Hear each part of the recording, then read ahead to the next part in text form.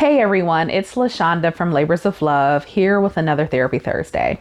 And today I want to talk about preparing for what? I have spent a considerable amount of time, I would say in the last week or so, in reflection about what lessons, what beliefs, what things I'm passing down to my children. And there are some things that are very explicit, like I'm sitting them down, I'm telling them things, I'm attempting to very directly instill certain things in them. And then I'm aware that there are things that they are learning and absorbing from me that I might not even actually recognize that they're absorbing. That is how all humans learn.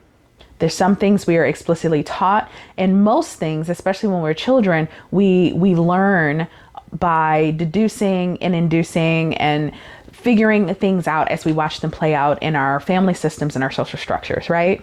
So it made me think, when we are preparing our children, and by our children, it could be those that we are parenting, but it could be those that we are nurturing in our communities, in our family at large, as educators, our students.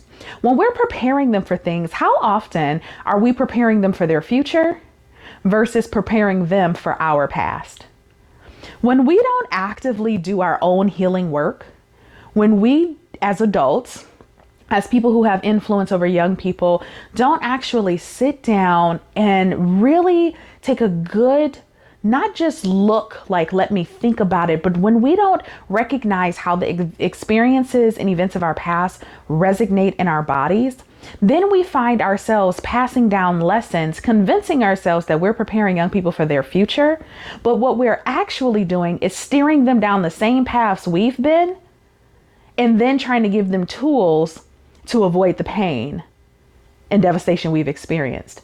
When if we were actually steering them towards their future, we would spend a lot more time focused on them.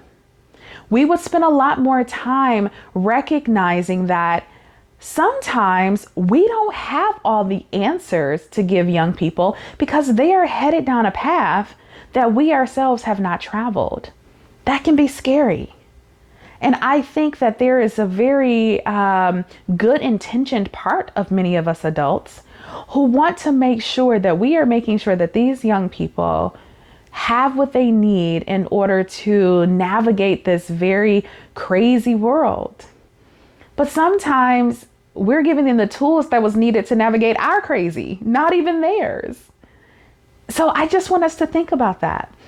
How often are we sending young people with a proverbial backpack full of tools that they're going to need, only to find when they get to where they're going, those tools are no longer the tools they need. So they're trying to make tools fit in a situation or in an environment or in a life that's not actually theirs. So either that happens, or the young person looks at their tools and go, I'm on the wrong path.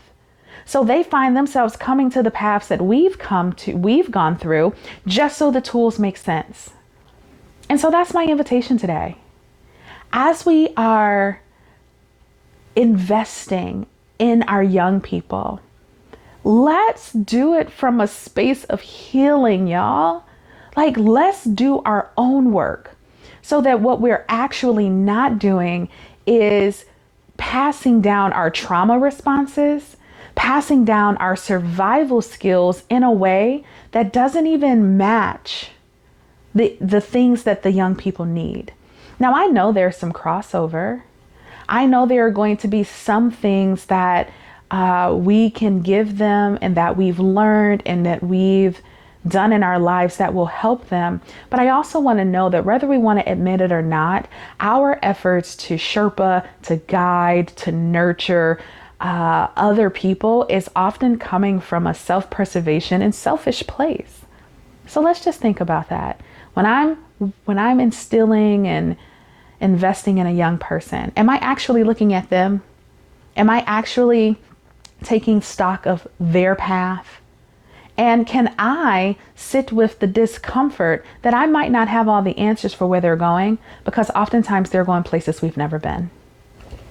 So I'm going to work on it. I'm going to be cognizant of that, and I invite you to do the same.